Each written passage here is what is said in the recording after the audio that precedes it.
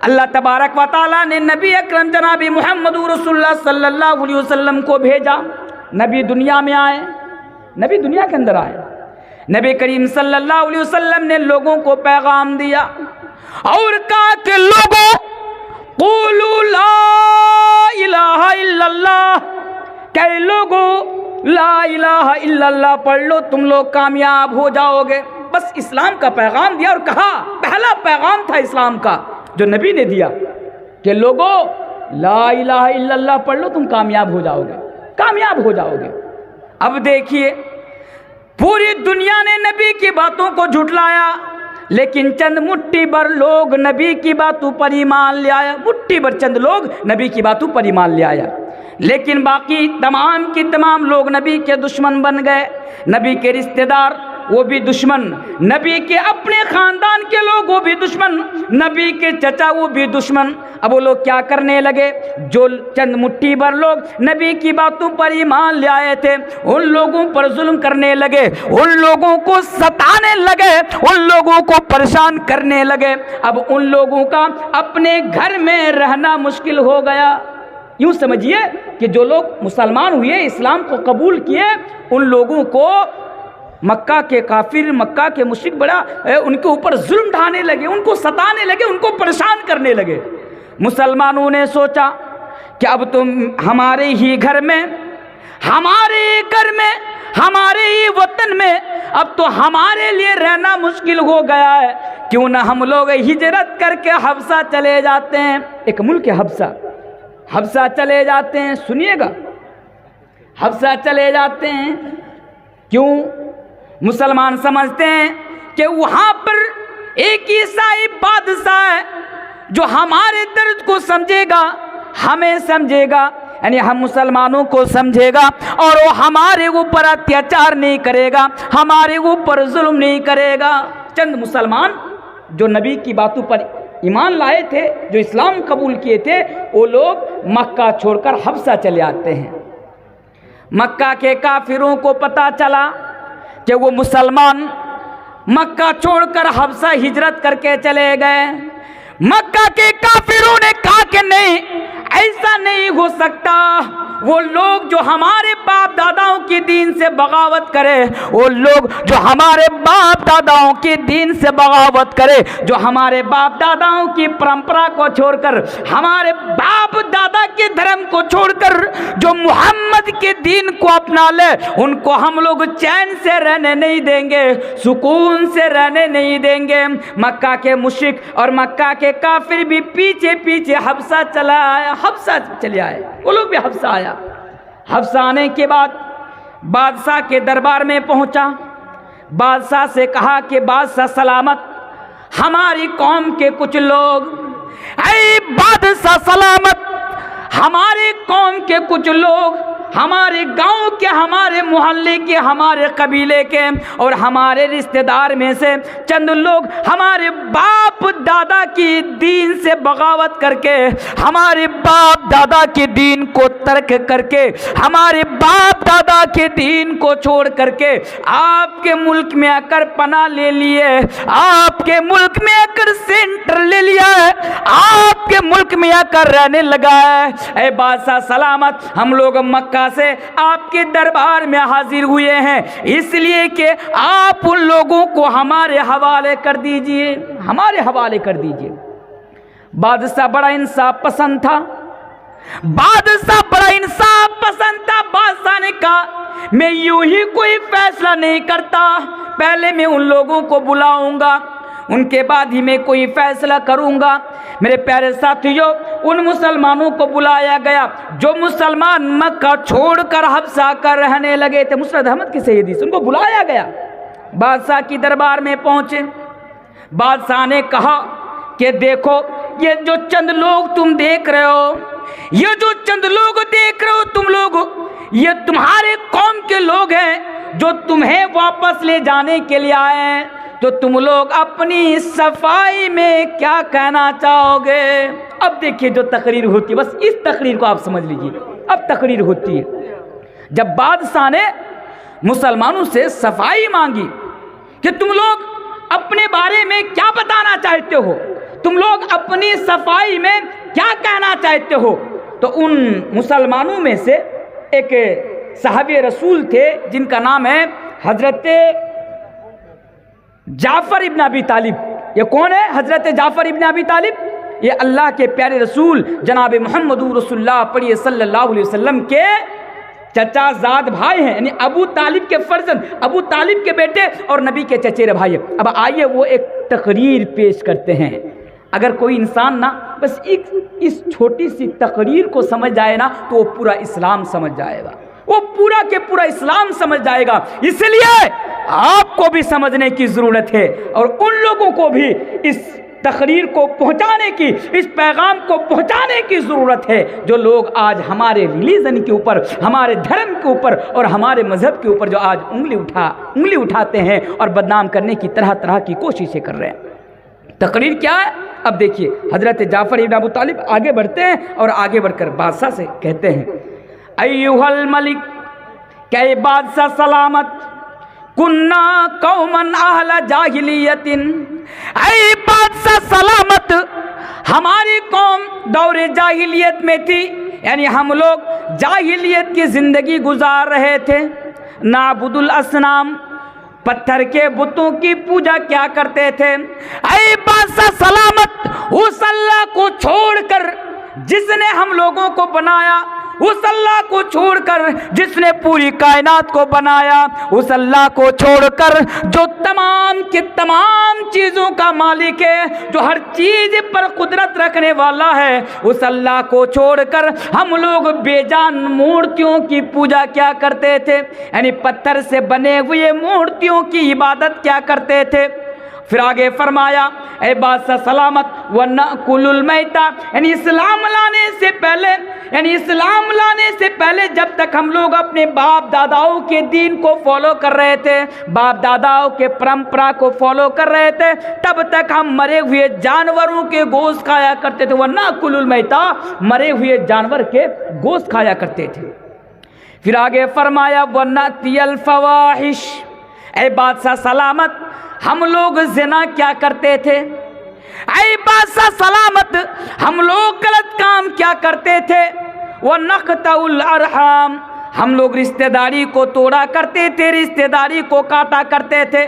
بات بات پر ہم اپنے بھائیوں کی گردن کو مار دیا کرتا تھا، ذرا ذرا سی بات بات پر بیٹا باپ کی گردن کو مار دیا کرتا تھا، بھائی بہن سے الگ ہو جایا کرتا تھا اور بہن بھائی سے الگ ہو جایا کرتی تھی۔ اے بادشاہ سلامت، وَنُسِیءُ الْجِوَارِ، ہم پڑوسیوں کو ستاتے تھے، ہم لوگ پڑوسیوں پر ظلم کرتے تھے، پڑوسیوں پر اتیاچار کیا کرتے تھے۔ یأکل القوی من الضعیف، اے بادشاہ سلامت، ہمارے گاؤں میں، ہمارے محلے میں، ہمارے سماج میں، ہماری سوسائٹی میں اگر کوئی طاقتور انسان ہوتا، اگر کوئی دولت مند ہوتا، اگر کوئی کسی کے پاس اگر پاور ہوتا، وہ پاورفل انسان ہوتا، تو وہ کمزوروں پر ظلم کیا کرتا تھا، وہ بے بسوں پر ظلم کیا کرتا تھا، بے بسوں پر ظلم کیا کرتا تھا، کمزوروں پر ظلم کیا کرتا تھا۔ فَكُنَّا عَلَى ذَلِكَ، اے بادشاہ سلامت، دیکھیے ایک مسلمان، ایک عیسائی بادشاہ کے سامنے تقریر کر رہے ہیں اور سمجھا رہے ہیں کہ اسلام کو ہم لوگوں نے کیوں ایکسپٹ کیا۔ یہاں بات مت کیجیے آپ لوگ اسٹیج میں، ایک رات بہت زیادہ ہو گئی، ذہن ادھر ادھر منتشر ہو رہا ہے، اسے بھی تو جو بول رہا تھا اس کے بعد کہتا ہے فَكُنَّا عَلَى ذَلِكَ، اے بادشاہ سلامت، ہم لوگ اسی طرح اپنی زندگی گزار رہے تھے، حَتَّى بَعَثَ اللَّهُ إِلَيْنَا رَسُولًا، کہ تب اللہ تبارک و تعالیٰ نے ہمارے درمیان ایک رسول کو بھیجا، وَنَعْرِفُ نَسَبَهُ وَصِدْقَهُ وَأَمَانَتَهُ وَعَفَافَهُ، اے بادشاہ سلامت، ہم لوگ اس انسان کو جانتے ہیں، اس نبی کو جانتے ہیں، اس کے خاندان کو جانتے ہیں، وہ کبھی جھوٹ نہیں بولا، اس نے کبھی امانت میں خیانت نہیں کیا، اور اس کے کیریکٹر کے اوپر، اس کے اخلاق، اس کی زندگی کے اوپر کوئی داغ نہیں لگا، کوئی دبا نہیں لگا۔ ہم اس انسان کو جانتے تھے جس کو جس کو اللہ تبارک و تعالیٰ نے رسول بنا کر، نبی بنا کر دنیا کے اندر بھیجا۔ وہ رسول آئے، فَدَعَانَا إِلَى اللَّهِ، اے بادشاہ سلامت، اس نے ہمیں ایک اللہ کی طرف بلایا۔ उसने हमें एक अल्लाह की दावत दी और कहा कि लोगों, दुनिया वालों, एक अल्लाह की इबादत करो, एक अल्लाह की पूजा करो, एक अल्लाह की उपासना करो, एक अल्लाह की भक्ति करो, तुम लोग उसके साथ किसी को शरीक मत करो। वो आने के बाद ये पैगाम दिया, ये पैगाम भी दिया कि बात बात पर रिश्तेदारी को ना तोड़ो, बात बात पर रिश्तेदारी को ना काटो, अपने पड़ोसियों पर जुल्म मत करो, यतीमों का माल मत खाओ, और किसी पाक दामन औरत के दामन पर यानी दाग मत लगाओ, यानी उनके ऊपर इल्जाम मत लगाओ। ए बादशाह सलामत आए, बादशाह सलामत वो नबी आए हमारे बीच, और आने के बाद हमें उसने इन तमाम चीज़ों का पैगाम दिया और हमने एक्सेप्ट कर लिया, हमने स्वीकार कर लिया। ए बादशाह सलामत, अगर आपको लगता है कि हमने बुराई को छोड़कर अच्छाई का साथ दिया है, हमने बातिल मजहब को छोड़कर और उस मजहब को एक्सेप्ट किया है, उस धर्म को एक्सेप्ट किया है जो अल्लाह तबारक व ताला के यहाँ काबिल कबूल है, अगर आपको लगता है कि हम लोगों ने जुर्म किया है, अगर आपको लगता है कि हम लोग गलत है, तो ए बादशाह सलामत, आप हम लोगों को उन लोगों के हवाले कर दीजिए। बादशाह ने कहा कि अच्छा ये बताओ, वो जो नबी आए और तुम्हारे नबी के ऊपर जो कुरान नाजिल हुआ, जो आयत नाजिल हुई, जो कलमा नाजिल हुआ, क्या उनमें से कुछ तुम्हें याद है? हज़रत जाफ़र इब्न अबी तालिब ने कहा कि हाँ बादशाह सलामत, हमें याद है। फिर बादशाह ने कहा फिर मेरे सामने पढ़ो, पढ़कर सुनाओ मुझे, वो क्या है? तो हज़रत जाफ़र इब्न अबी तालिब सूरतुल मरियम की तिलावत करते हैं बादशाह के सामने। जब वो सूरतुल मरियम की तिलावत बादशाह के सामने करते हैं, बादशाह, हदीस के अंदर है, मुस्नद अहमद की सही हदीस है, बादशाह की आंखों से आंसू निकलता है और बादशाह की दाढ़ी तर हो जाती है, बादशाह की दाढ़ी भीग जाती है। उसके बाद बादशाह सलामत कहता है कि ऐ मुसलमानों, ऐ लोगों, ये जो अभी जो तुम पढ़ के सुना रहे थे ना, बिल्कुल हजरत मूसा अलैहिस्सलाम जो लेकर आए थे, और तुम्हारा नबी जिनके बारे में तुम लोग बता रहे हो, ये जो लेकर आए हैं, ये चीज़ एक ही सिक्का के दो पहलू है, एक ही सिक्का के दो पहलू है। चुनांचे बड़ी लंबी हदीस है, बादशाह सलामत मुसलमानों को उन लोगों के हवाले नहीं करते हैं। तो मेरे प्यारे साथियों, इस्लाम आने के बाद लोगों का क्या फ़ायदा हुआ? इस्लाम आने के बाद दुनिया इंसानियत को पहला पैगाम क्या दिया? इंसान आने के बाद पहला पैगाम ये दिया कि एक अल्लाह की इबादत करो। लोगों को शिर्क से बचाया, लोगों को गुमराही से बचाया और कहा कि उस अल्लाह की इबादत करो। कौन? जिसने तुम लोगों को पैदा किया और जिसने तुम लोगों को दुनिया के अंदर भेजा। और एक चीज़ आपको बताऊं, आपको बड़ी हैरत होगी ये चीज़ सुनकर। आप उठाइए कुरान, अल्लाह तबारक व तआला कुरान करीम के अंदर एक जगह बयान फरमाते हैं, सारे लोगों के बारे में अल्लाह तबारक व तआला इस आयत करीमा के अंदर बयान फरमाते हैं। ज़रा देखिए किस तरह तौहीद के बारे में अल्लाह तबारक व तआला बयान फरमा रहे हैं। कै लोगों, वइद अख़ज़ रब्बुका मिन बनी आदम मिन ज़ुहूरिहिम ज़ुर्रियतहुम व अशहदहुम अला अनफुसिहिम अलस्तु बिरब्बिकुम क़ालू बला शहिदना अन तक़ूलू यौमल क़ियामति इन्ना कुन्ना अन हादा गाफ़िलीन। कै लोगों सुनो, हज़रत आदम अलैहिस्सलाम से लेकर अब तक जितने भी लोग पैदा हुए हैं और क़यामत की सुबह तक जितने भी लोग पैदा होने वाले हैं, अल्लाह तबारक व तआला ने तमाम के तमाम लोगों को एक जगह पर जमा कर दिया। आप जो मेरे सामने बैठे हुए हैं, आपको भी पैदा होने से पहले अल्लाह तबारक व तआला ने, मौलाना तनवीर साहब तकरीर कर रहे थे और पड़ोसियों के ताल्लुक से यह हदीस बयान कर गए।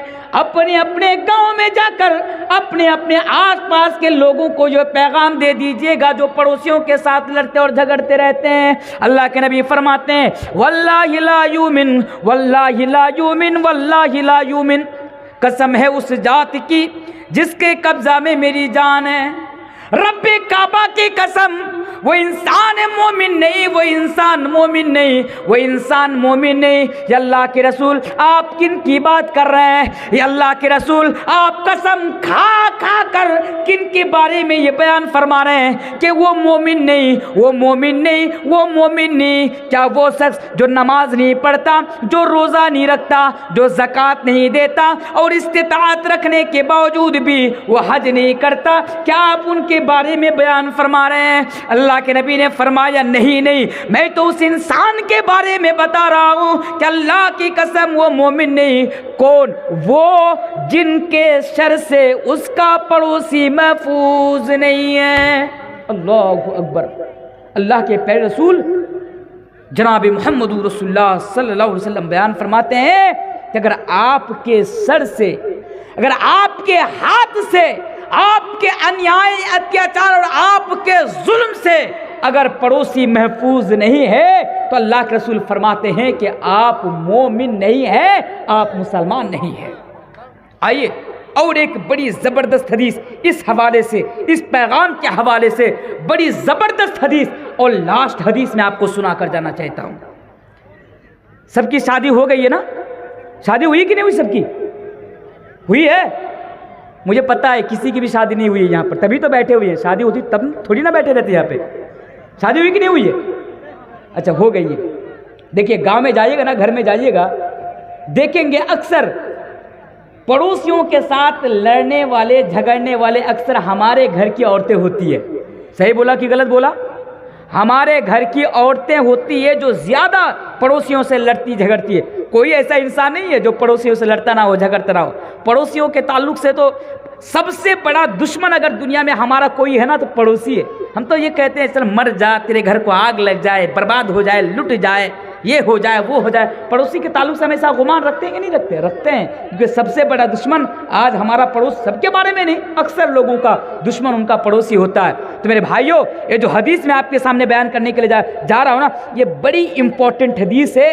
اس حدیث کو آج سنیے اور جا کر آپ کے گھر میں اگر آپ کی ماں ہے، آپ کی ماں کو سنائیے، اگر آپ کی بیوی ہے، آپ کی بیوی کو سنائیے، اگر آپ کی بہن ہے، آپ کی بہن کو جا کر سنائیے۔ یہ آپ کی ذمہ داری ہے، میری ذمہ داری اس حدیث کو آپ کے سامنے پڑھ دینا۔ آپ کی ذمہ داری آپ کے گھر میں جا کر آپ کے گھر کی عورتوں کو یہ حدیث اور یہ پیغام پہنچا دینا، کیونکہ آپ کے گھر کی عورتیں ذرا سی باتوں کے لیے مرغی کا انڈا لے کر لڑتی رہتی ہے، جھگڑتی رہتی ہے پڑوسیوں کے ساتھ، بارش کا پانی لے کر، کوڑا کرکٹ لے کر، جھاڑو لے کر، پوچھا لے کر لڑتی جھگڑتی رہتی ہے پڑوسی کے ساتھ۔ آئیے ذرا حدیث سنیے، اور یہ حدیث میں اس لیے بھی سنا کے جا رہا ہوں تاکہ آپ کا بھی اور آپ کے گھر کے جو عورتیں ہیں ان عورتوں کا جو اچھا اعمال ہے، جو نماز ہے، روزہ ہے، زکوٰۃ ہے، حج ہے، کہ یہ تمام چیزیں بیکار نہ ہو جائے۔ اس لیے بڑی امپورٹنٹ حدیث آپ سنتے جائیے۔ یہ حدیث جو میں آپ کے سامنے پڑھنے کے لیے جا رہا ہوں، یہ حدیث آپ کو کہاں ملے گی؟ کتاب ہے الادب المفرد،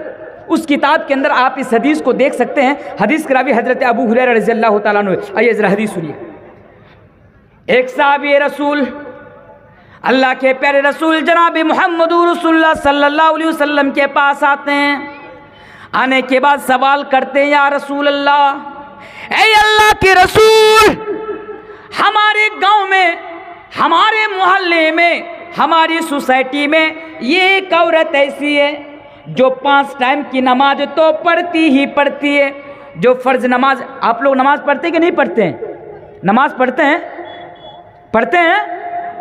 نہیں پڑھتے؟ پتہ ہے نہیں پڑھتے ہیں۔ نماز پڑھ کے کیا کیجیے گا؟ مر کر تو دیکھیے، تب پتہ چلے گا کہ دنیا میں نماز کیوں نہیں پڑھے تھے۔ وہ صحابی رسول فرماتے ہیں، اللہ کے رسول، ہمارے گاؤں میں ایک عورت تھی جو 5 ٹائم کی نماز تو پڑھتی ہے، لیکن وہ عورت رات جاگ جاگ کر بھی قیام کرتی ہے، وہ عورت رات جاگ جاگ کر بھی اللہ کی عبادت کرتی ہے، یعنی 5 ٹائم نماز کے ساتھ ساتھ وہ نفل نماز بھی پڑھتی ہے۔ یہ اللہ کے نبی، وہ تو رمضان المبارک مہینہ میں 30 روزہ رکھتی ہے، لیکن باقی ایام میں، باقی دنوں میں وہ نفل روزہ رکھتی ہے۔ یہ اللہ کے رسول، وہ اللہ کی راہ میں، اللہ کے راستے میں زیادہ سے زیادہ صدقہ کرتی ہے، لیکن اللہ کے رسول وہ اپنی زبان سے اپنے پڑوسی کو تکلیف پہنچاتی ہے، وہ اپنی زبان سے اپنے پڑوسی کو گالی دیتی ہے۔ پھر سے حدیث کو سنیے تاکہ آپ کو بھی حدیث یاد ہو جائے۔ अल्लाह के नबी वो औरत 5 टाइम की नमाज तो पढ़ती ही पढ़ती है, 5 टाइम नमाज पढ़ने के साथ साथ रात जाग जाग कर तहज्जुद की भी नमाज पढ़ती है, रात जाग जाग कर अल्लाह की बहुत ज्यादा इबादत करती है, फर्ज रोजा के साथ साथ नफल रोजा भी रखती है। ये अल्लाह के रसूल वो अल्लाह की राह में बहुत ज्यादा सदका करती है, दानो खैरात करती है, लेकिन अल्लाह के रसूल बस उसका जुर्म इतना सा है, उसका कसूर इतना सा है कि वो अपनी जबान से अपने पड़ोसी को गाली देती है, वो अपनी जबान से अपने पड़ोसी को यानी पड़ोसी को गाली देती है, पड़ोसी पर जुल्म करती है। तो अल्लाह के नबी ने फरमाया इस औरत के अंदर कोई भलाई नहीं, ये औरत जहन्नम के अंदर जाएगी। अल्लाहु अकबर, जरा सोचिए इस हदीस को, एक औरत क्यों कर जहन्नम के अंदर जा सकती? जुर्म क्या? नमाज तो पढ़ रही है, रोजा तो रख रही है ना, सब कुछ ठीक ठाक है, वो सब कुछ कर रही है, लेकिन सिर्फ उसका जुर्म इतना सा है दुनिया में कि उस पड़ोसी जिसके बारे में मैं पैगाम दे रहा हूं आपको, उस पड़ोसी को सिर्फ वो अपनी जबान से गाली देती है। आज हम इसको जुर्म नहीं समझते हैं, पड़ोसी को गाली देना हम इसको गुनाह नहीं समझते हैं। पड़ोसी को गाली देना मेरे भाइयों, पड़ोसियों के साथ लड़ना झगड़ना, ये कितना बड़ा गुनाह है इस्लाम के अंदर कि उस औरत की नमाज भी बेकार हो रही है, उसका रोजा भी बेकार हो रहा है, उसकी ज़कात भी बेकार हो रही है और उसका सदका भी बेकार हो रहा है। अल्लाह के यहाँ वो तमाम के तमाम चीज़ें ज़ाय हो रही है मेरे प्यारे साथियों, सिर्फ इस वजह से क्योंकि वो अपनी ज़बान से अपने पड़ोसी को गाली देती है। उसी तरह और एक औरत के बारे में पूछा गया, एक लेडी के बारे में पूछा गया कि अल्लाह के रसूल हमारे गांव में, हमारे मोहल्ले में, हमारे बस्ती में और एक ऐसी औरत है जो सिर्फ 5 टाइम की नमाज पढ़ती है, लेकिन रात में रात जाग जाग कर तहज्जुद की नमाज नहीं पढ़ती।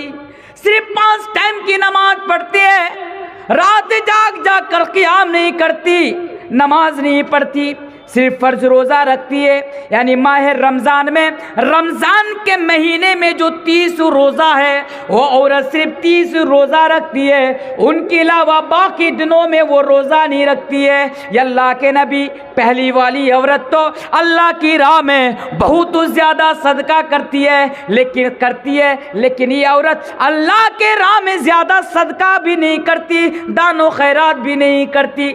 हदीस का अल्फाज है कि वो पनीर के टुकड़े के बराबर सदका करती है, लेकिन अल्लाह के नबी वो औरत अपनी ज़बान से अपने पड़ोसी को गाली नहीं देती, वो औरत अपनी ज़बान से अपने पड़ोसी को तकलीफ नहीं पहुंचाती। तो अल्लाह के नबी ने ऐसी औरत के बारे में फरमाया कि वो औरत जन्नती है, वो औरत जन्नत के अंदर जाएंगी।